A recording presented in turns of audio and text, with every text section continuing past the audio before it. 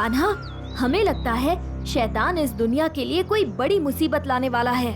तुम लोगों की चिंता एकदम सही है भीम। शैतान डार्क डायमेंशन को इस पृथ्वी में लाना चाहता है। उसने ऐसी ही एक कोशिश सदियों पहले भी की थी, जब इस दुनिया में बुराई हावी हो रही थी और शैतान की शक्ति बढ़ रही थी। अपनी शैतानी शक्तियों से उसने बनाया बुराई का लावा, जो शैतान के लिए इस दुनिया को एक दुष्ट साम्राज्य में बदल देता। शैतान का साम्राज्य।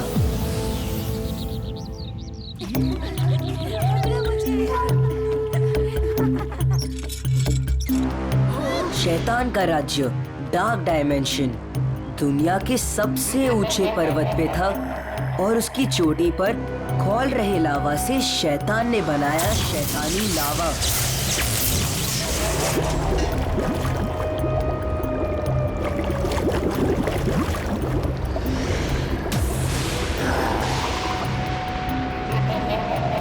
धीरे धीरे वो लावा पूरी दुनिया के ऊपर छाने लगा। जंगल रेगिस्तान बन गए, हरे मैदान आग के तालाब बन गए।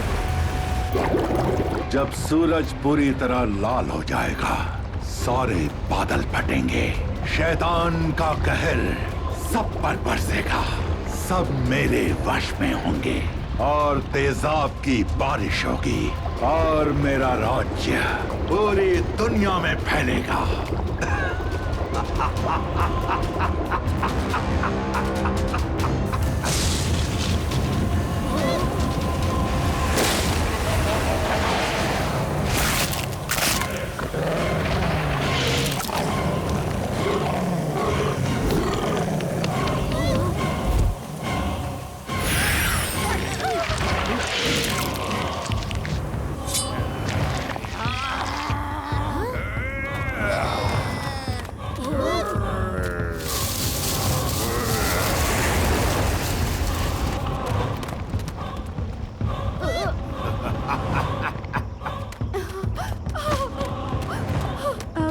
तुम ही हो कान्हा, जो हम लोगों को बचा सकते हो।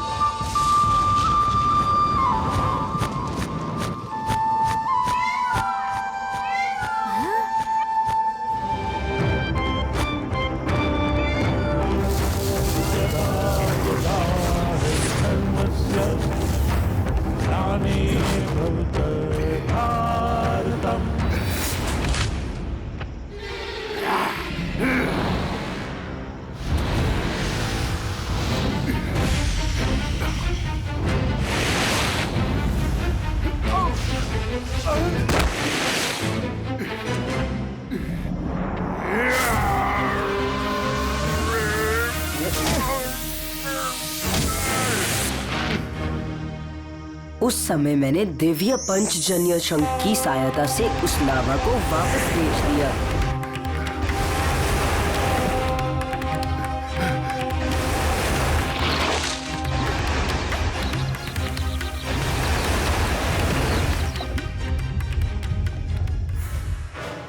और एक दिव्य दीवार खड़ी की, जो डार्क डायमेंशन को पर्वत की चोटी पर सीमित रखे।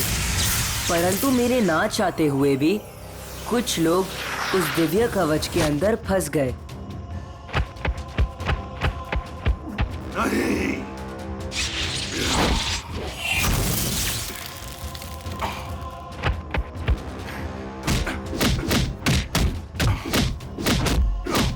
ये इस दुनिया के अंत का केवल आरंभ है। मैं फिर लौटूंगा। हर आखिरी सांस पर होगा एक ही नाम, महाशैतान। शुक्रिया कान्हा। तो उस दिव्य दीवार ने पृथ्वी को लावा से बचा रखा है और पंचजन्य शंख ने दीवार को बचा रखा है। शैतान अपने राज्य डार्क डायमेंशन में वापस जाने की कोशिश करेगा। चक्रवीर शक्तियों के इस्तेमाल से वो शंख को निकालकर दिव्य दीवार को तोड़ने का प्रयास अवश्य करेगा। और अगर ऐसा हुआ तो फिर वो लावा चारों ओर फैल जाएगा। फिर लावा को वापस भेजना या शैतान को हराना नामुमकिन हो जाएगा। हमें शंख की रक्षा करनी होगी। मगर वो शंख है कहाँ? उस शंख का रास्ता तुम्हें एक आध कबीला ही दिखा पाएगा। ये वही कबीला है जिसके लोग डार्क डायमेंशन में फंसे हैं। हाँ चुटकी, दुनिया के सबसे ऊंचे पहाड़ पर जहाँ पृथ्वी और आकाश मिलते हैं, वही तुम्हें वो कबीला मिलेगा। आगे का रास्ता तुम्हें स्वयं तय करना होगा।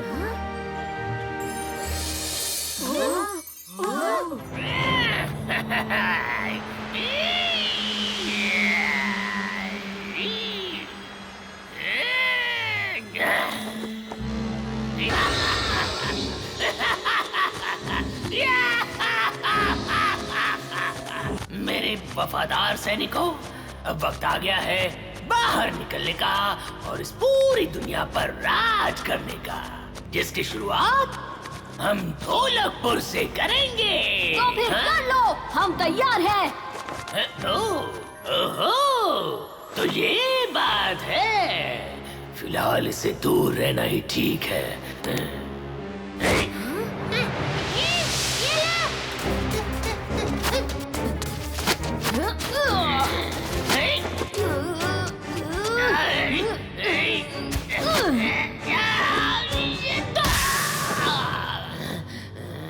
बहुत हो गया भीम, अब तुम्हारी खैर नहीं।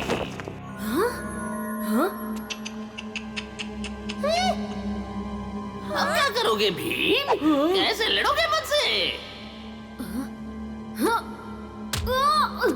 घड़ियाला भूत भी बन गया। और क्या क्या करा सकती है ये करामाती चादर। याद करो भीम, जब चीलबाज कुछ समय के लिए अदृश्य हो गया था, तब वीर बहादुर ने अपनी दिव्य दृष्टि का इस्तेमाल किया था। सही याद दिलाया चुटकी, एक बार वो भी कोशिश करके देख लेते हैं।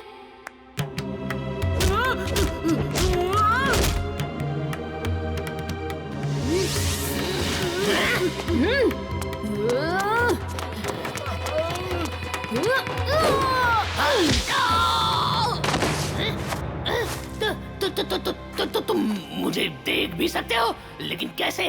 मतलब तुम्हारे पास दिव्य दृष्टि भी है, हैं?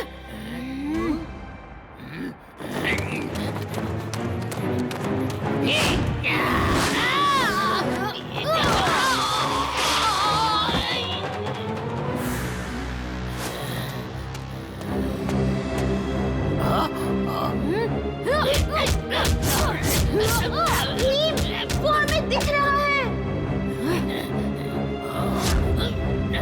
चुटकी, मेरी दिव्य दृष्टि कम हो रही है।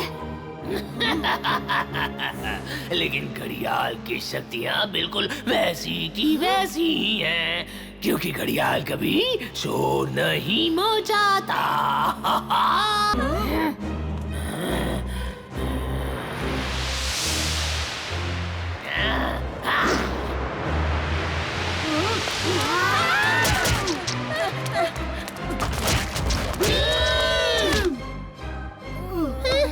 क्या हुआ भीम?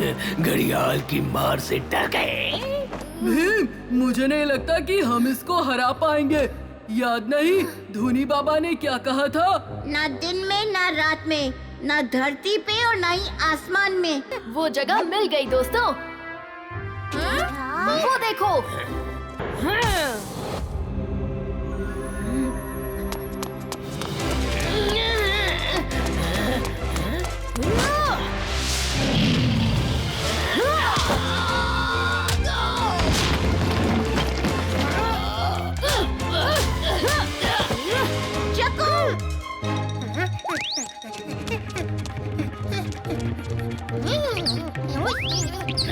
ये क्या हो गया?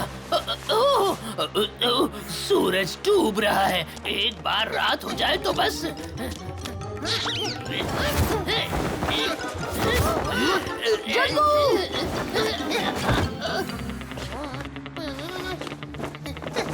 मैं ठीक हूँ भीम, मेरे पास करामाती चादर है, तुम उसको संभाल लो।